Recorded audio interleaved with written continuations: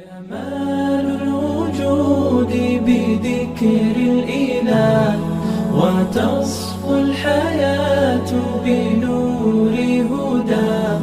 جمال علما میگن دنیا با 4 چیز آباده و رونق داره.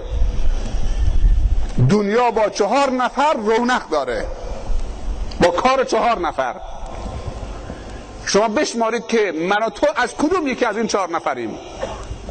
بعضی ها میتونن از 2 تاشو باشن، بعضی میتونن 3 تاش باشن، بعضی میتونن یکیش باشن، بعضی میتونن جمع بین خوبی ها داشته باشن. با عدالت حکام، علم و اخلاص علما، سخاوتمندی تجار، دعای فقرا، من و تو جزو کدوم یکی از این 4 تا هستیم؟ حاکم نیستیم که عدالت من و تو سبب رونق و عمران و آبادی و توسعه و رشد جامعه بشود. خیلی حرفا. اون 7 گروهی که زیر سایه عرش خداوندی هن، اولینشون حدیث اینطوریه: 7 یظلهم الله فی ظله یوم لا ظل الا ظله امام عادل. عدالت حکام. اگر حکام در ممالک اسلامی عادل باشند، دنیای آباد می شود، رعیت به آرامش می رسد، به رونق می رسد، به برکت می رسد. و تصور بکنید حکام زمان در دنیا ظالم باشند، تبعیض قائل بشن بین رعیت، خیانت بکنن، حق رعیت رو ادا نکنن، روز قیامت همه رعیتش بر علیهش در دنیا استشهاد محلی میکند.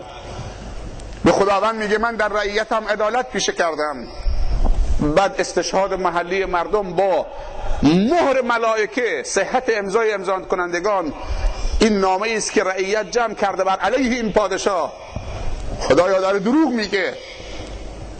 کاری نکنید که رعیت بر علیه حکام و مسئولین ممالک اسلامی و دنیا، اگر رعیت طلبکار حکام شد، حاکم نه در دنیا و نه در آخرت، نه در حیات نه بعد از حیات، نام نیکی برای او نمیماند که دعای خیری. هر وقتی نامش می آید لعنت و نفرین در حیات و بعد از حیات.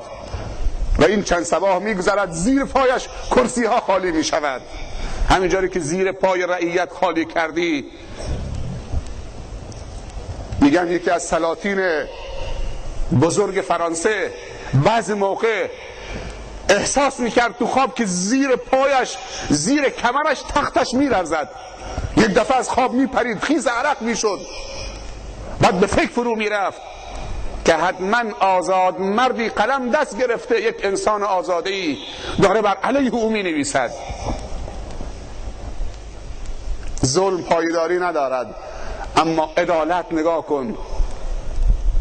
عدالت خلفای راشدین، عمر ابن عبدالعزیز، چقدر سبب عمران و آبادی و رونق و توسعه. دین به کجا رسید؟ فرس و روم و همه در بر گرفت.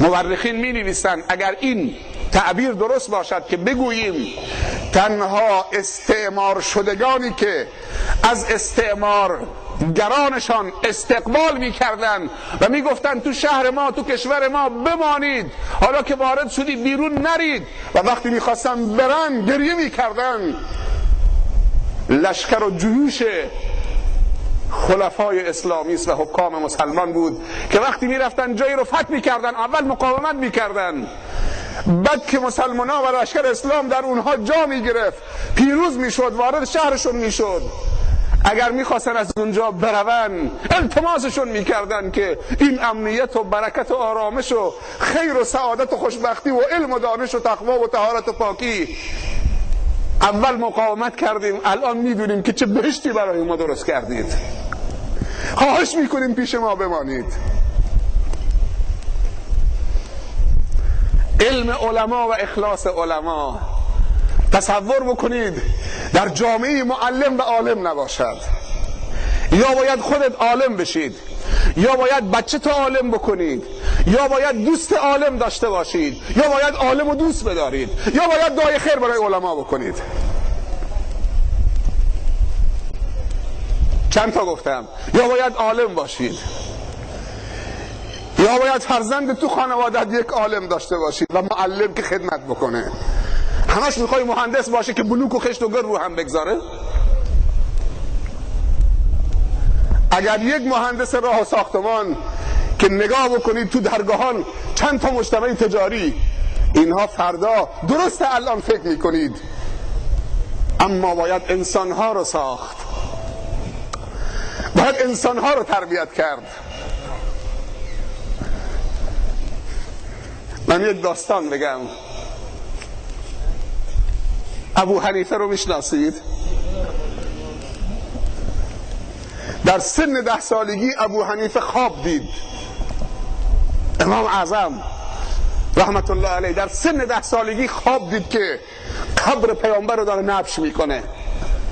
از خواب پرید که خیس عرق بچه 10 ساله، دوید به طرف مادرش، گفت مادر کابوس دیدی؟